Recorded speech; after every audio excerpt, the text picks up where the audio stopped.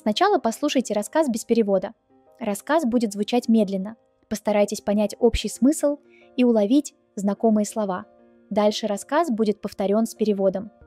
В описании вы можете найти и ознакомиться с инструкциями, которые вам помогут добиться эффективных и быстрых результатов. Успехов в изучении латышского языка!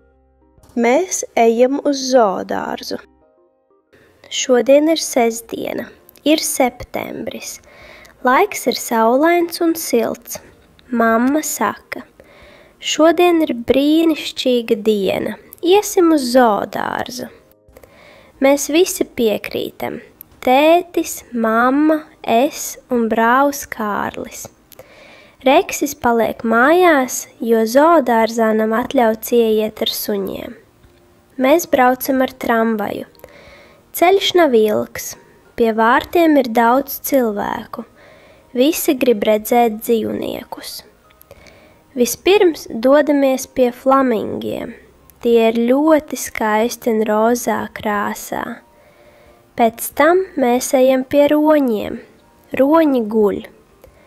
Tad mēs ejam pie nīlzirgiem. Nīlzirgs ir pelēks un ļoti liels. Tas stāv ūdenī un ēd zāli. Mēs redzam arī kengurus, kamieļus, surikatus un tapīrus. Kenguri jautri lēkā. Kārlis smejas. Skaties, tie lec kā bumbiņas! Kamieļi lēni iet un skatās uz mums. Tapīri ēd dārzeņus. Surikati stāv taisni un skatās apkārt. Mēs smaidām un ejam tālāk. Mums patīk arī mērkaķi. Tie lēkā, skrien un spēlējas.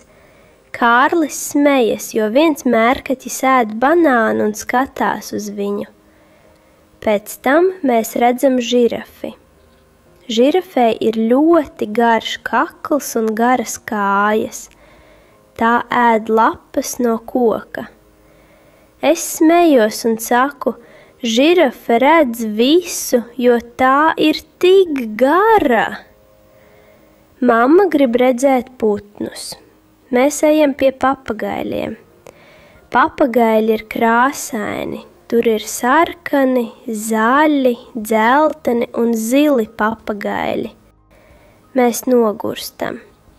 Tētis nopērk sulu un saldējumu.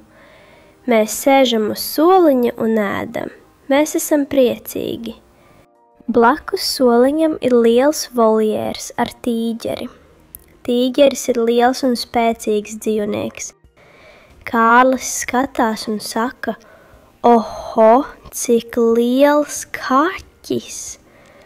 Tētis smaida un saka, kaķis ir liels, bet paskatieties uz tīģera zobiem. Tīģeris spēlējas ar liela plastmasas mucu. Tas to košļā un grauž ar zobiem. Mēs visi brīnāmies, cik viegli tas to dara. Pēc ceļam uz mājām mēs redzam vēl daudz dzīvnieku. Briežus, sarkanos vilkus un citus.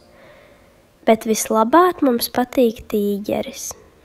Kad mēs izejam no zoodārza, es saku, man ļoti patīk šī diena. Kārlis piekrīt, man arī. Es gribu nākt atkal.